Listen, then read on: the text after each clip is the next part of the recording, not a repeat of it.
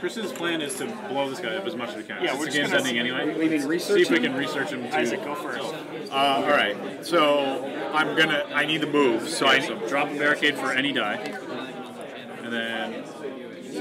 Oh, well, you also get. You know what? Let me get rid of the plan one because it's not going to be any use to me this turn. So I'll keep that. There you go. Yep. So then now use one to move. There we go. Handle these minions. Well, okay. Now you're here. Now how much research is that? That's five total. Six. So 6. Steel Heart's down pretty low, down to 8. Alright, so I can go. I have 4 research. Can I kill? Yeah. You're gonna get in. So you gotta get him below 8. I'm on a motorcycle. Where are you? I don't know where I We're am. just gonna try to do as much damage to Steel Heart These as are we can. the pre-painted. So I can do 4. This is David. Chris did 4 automatically. I'm sniping for 2. I've got. What are you gonna hit? My sniper's there already. Oh, you can use that for research too. Well, it can do any actions where you So good. I use my plan. Move over here. It can't be used as round.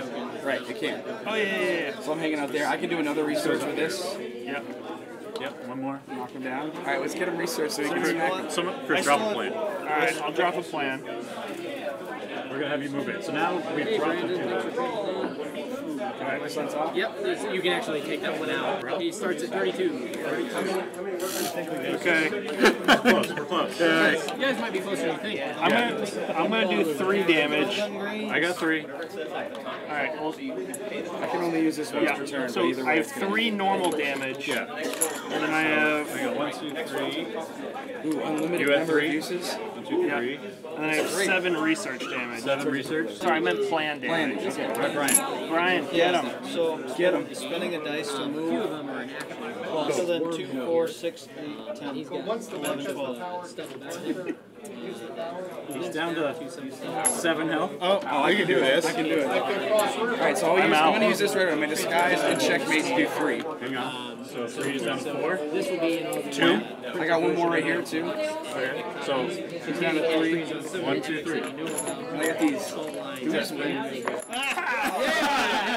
Yeah, all the way around. Boom. Yeah, that was captured. It's all right. Let's go for the coffee. Alright, so we're here at day 0 of Gen Con. We just got back from a demo of the Reckoners. We got to play 3 rounds of a game and we actually won. I think we might have been. It was easy mode, but we were on easy mode. we're good at it. But Demo mode. Demo mode, sure. But it was, I kind of pitched it to these guys. I had read a little bit about the game based on the Brandon Sanderson novels, and which we weren't super familiar with, but it kind of gave them a rough idea.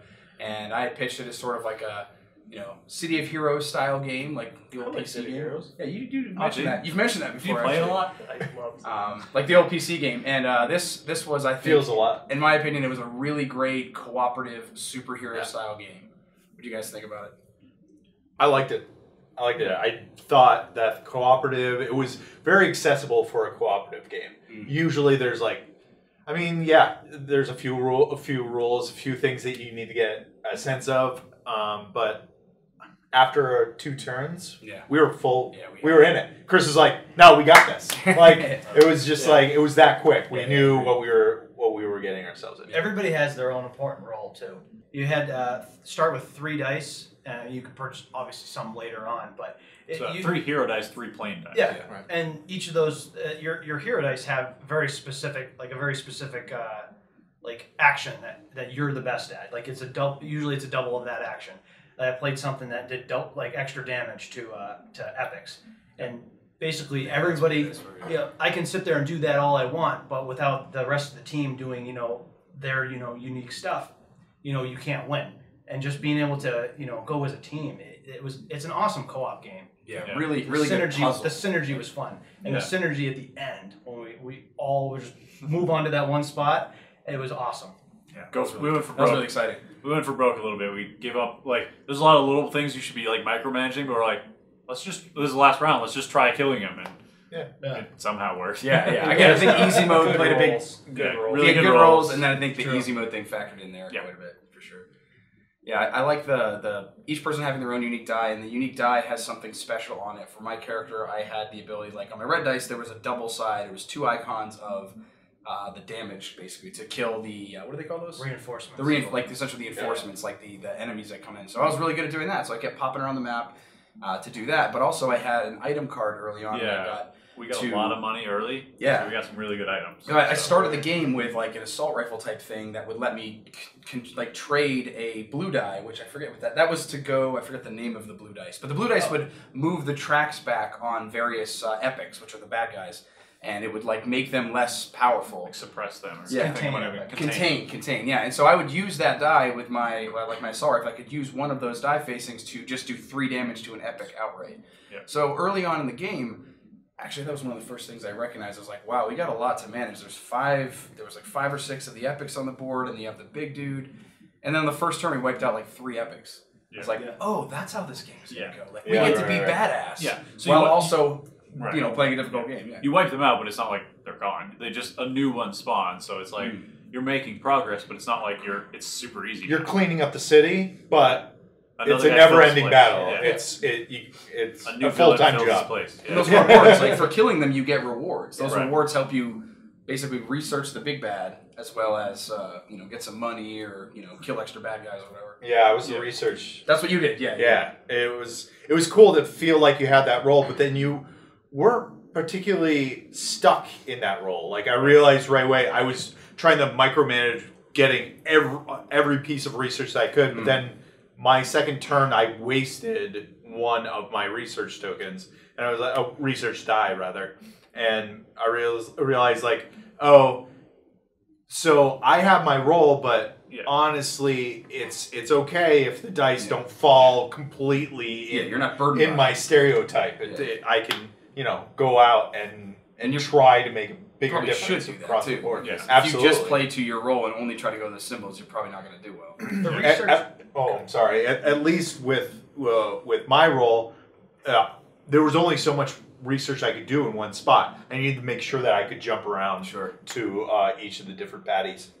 The research thing was kind of cool. So like, even the overall bad guy was it Steelheart? Steelheart. He's the main dude. Yeah. Steelheart, like even he had his own research. It was a massive amount of health. But basically, you'd have epics come in with infinite health, and you had to research them in order find to their even weakness. Yeah, you find their weakness, and then you were able to damage them. Usually, the health was a lot lower afterwards. Right. That's kind of you'd have people like I couldn't touch those people. Like, I just never rolled anything for research, so all I could do is damage. So you'd have like half the board would be stuff you could damage. So you would move around and do fight to your strengths, and the other people could go and research, knock that down, and then you basically bounce around. So it was like an extra health bar that was on everybody. Yeah. It was a unique property. Yeah, I like that there were a lot of mini objectives. It's not just like you're rolling die to like I get this number 6 is greater than 7, or 7 is greater than 6. The armor is this. Now the health is this. Now it's not like that. There's multiple meters. There's multiple factors to consider. Like, oh, we have to save the civilians, so we have to lower down we have to contain them to not take as much civilian damage. But you also have to keep track of the reinforcements showing up on the board. And there's like a lot of little things to keep track of, which is kind of cool. It's not just like a bar pushing against its own. Talking about the keeping track of, I really the cooperative part of the game that really spoke to the way we like to play games was the rolling of die. Like talking it through between the 3 rolls that you get, every roll. Like Chris was like, I know what I need to do. I'm just going to roll them out, and it's fine, and I'm good to go. I don't have to wait. Brian and I really needed to coordinate because he was a damage dealer, so was Chris. He was a damage dealer, and I was a researcher. So he couldn't do damage, like you were saying. You couldn't do any damage to anybody that needs that research done. So, we were chatting. Jeremy and I were chatting and, working out between the 3 of us to make sure that we could take down some of the lesser baddies. Yeah, I mean, and there is still dice roll. So we would kind of start out like, all right, what do we need to focus on? Let's focus on this guy, and we have to use enough research to do this. But then if you roll and you end up not having what you need, you still have to go, well, I guess we'll have to adapt, see what else we can do, maybe move someone else over to here to help me. I think it was pretty I really like that. I like that style of game a lot. It's a big puzzle to solve, and every die roll you'd roll, and you'd have to now tactically respond. Okay, well, I was planning on doing this with my dice. I didn't get the faces. What should I do, guys? Yeah. It kind of works it out. Yeah, and so the die, there's 6 different sides, and they're all different, so there's never, like, a duplicate. Like, there's not a greater chance of one action versus the other. But you're never, like, each action does something, so you're never getting nothing, right? So you're always going to get 6. All your die have a facing, and you're always going to get an action with each of them. So it's just a matter of how to use them and optimize them as best as you can. And I think it's pretty cool to try and figure it out. It's like a big puzzle working all together. Yeah, I really felt that the fight itself felt epic. Like we would slam into the minions and make a lot of progress, and then it felt like we angered the big bad. Yeah. And he would come steamrolling back with a whole bunch of damage to the city and to us, and then we'd push back it felt like we were in a movie where it's like we were making progress and he's punching back hard. And I really liked how the roles on the cooperative were kind of separated. So like you were on your own to make your own decisions inside of your own dice rolling, and then you could come back and be cooperative during the, I don't call it second phase, but when we started to make decisions using on the stuff. die. You have to like lock in your dice, what you're going to have, and then make the decisions because how you're going to play it. There's no way you can have one mega gamer just be like, all right, so I'm going to need you to roll this. Yeah, I'm going to need you to roll Impossible. that, and that's optimal. Yeah, that's a really good observation. Yeah. So it's one really good optimization when using chance, when using dice. Right, so you because can because the mitigation is obviously there. Yeah, you get to re-roll twice. Everyone rolls once, and then you get 2 more re-rolls. You get to pick up what you don't use, so you can mitigate. You can basically, if you don't get the good rolls or your doubles on your like class dice, it's a good idea to re-roll because that's the strongest thing. So you're forced to lock at least one in each time you roll. And then on your third roll, you're just stuck with what you get, unless you have something to re-roll or something. So like, you're not always going to get what you wanted. You're not going to get perfect rolls. But that's what makes it interesting and dynamic. And if you could just like set the facing, it would be a simple and kind of boring game. You have to adapt to what you get and go with that. What did you guys think about the item cards? That was something that I personally thought was really cool. I feel like I get excited about buying gear, and like everybody loves loot in games, right? Yeah, but I thought the loot in this game was kick-ass. Like any piece of loot, even a motorcycle that you got ended up being a really powerful thing. I had an ability again that would let me use a blue facing to the, what is that called? Containment. A containment facing to just get 3 damage on an epic. So I was killing epics back and forth with it. And then I got a disguise that was like $2. It was a relatively cheap item, but now every turn it was an automatic. I just got a free blue symbol just automatically. So every turn I didn't even have to roll dice. I could just do 3 damage to an epic no matter what happened. Right. So that was an incredible combo I just built with 2 pieces of gear. So all that stuff felt really cool. I got a little lucky on the first round. I rolled, I think, all 3. I was the guy who had double money, so all 3 of mine got double money. So I got like 6. The first round we got like a good amount of money. So it definitely sped us up. That's why we were able to even win so quickly. On top of it being easier, but yeah. So if you don't focus on money at all, that's a problem. But you also do get money from killing the epics too. So you get rewards, either money, progress, any of those adjustments you can make as a reward for killing the epics too. So thanks for bankrolling us. I was curious about that when he said that in the initial walkthrough of the game. He had just brought up saying, by the way, getting gear is important. You're not going to be able to do well, or you may not even be able to win without it. And a lot of games you play with loot and things like that, if it's strictly about loot, it matters. But other games were like, it can help you. You may not need it, or you may not get anything you like.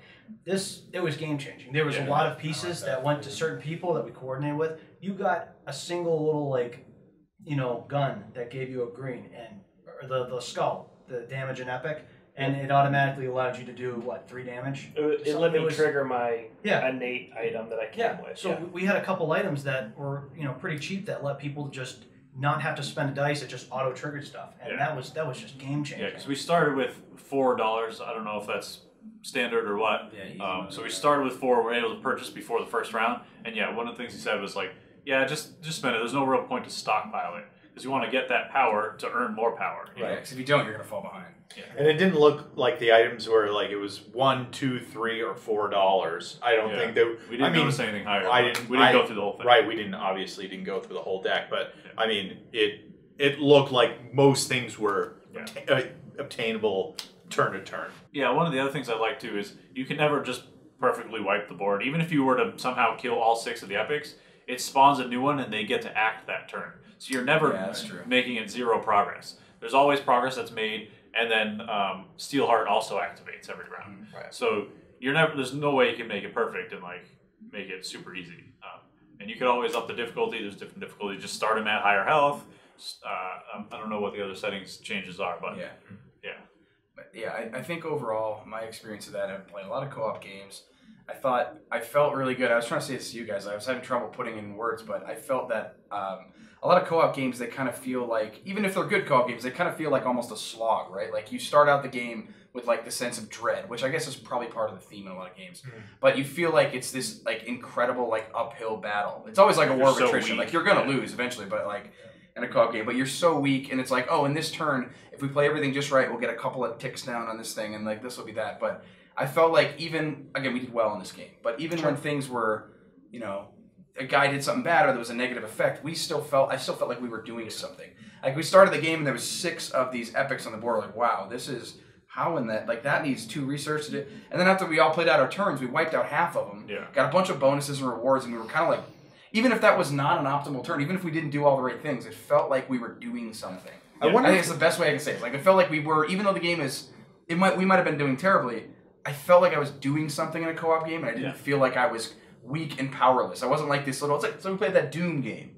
Remember, like the Marines in the Doom game, even though it's 1 versus many, not co-op.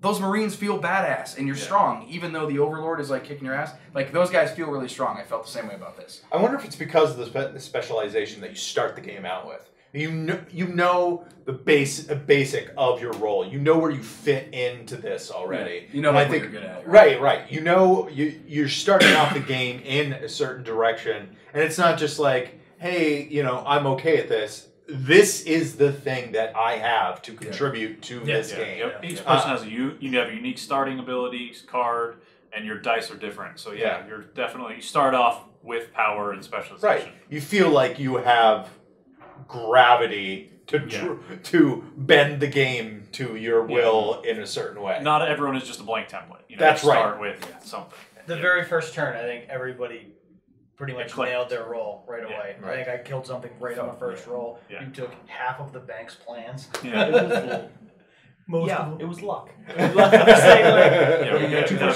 only have 6 dice, and I got 8 plans on the first turn. Like, that's good. A+. We do that every game, no problem. I think when things go well and things were going right, it felt really, really, really satisfying. Again, I think it was like solving that puzzle. It was, like Dragonfire, Shadowrun Crossfire. When you would like figure out the pattern to like beat this crazy threat, you would feel so good. Right. And this was just like every turn. Was like that. But even then, like you were saying, we rolled well early. Like first round, we all think we did really well. The next 2 rounds, I didn't get the rolls I was like aiming for. I'm like, oh, I'm going to do this objective. I didn't get any of those rolls, so I dealt with what I had. But again, I still felt like I was accomplishing, doing things, moving around, and like able to help. Like I wasn't able to do what I wanted to do, so now I changed my idea. Oh, Isaac didn't get enough research. I'll move over there and give him 1 extra, and then I can use my character was a sniper, so I could affect a second space from wherever I was, so I could I could fill in the gaps that were missing. It was cool. Yes, for sure. Well, that was great. That has gone way up on my list. That'll be like my first stop tomorrow. I'll race you for it. They have like limited copies, so we're gonna like hightail it to that booth in the morning. So awesome. Well, thank you for watching. That's our little bit of a demo, a little bit of a preview of the Reckoners from Nauvoo Games. Check that out. You can see it. I think it's fulfilling from Kickstarter very soon, and they have a couple of early copies here at Gen Con. So, all right. See you next time. Hang on. Wait, guys. We gotta do it again. We gotta do it again. Oh my God.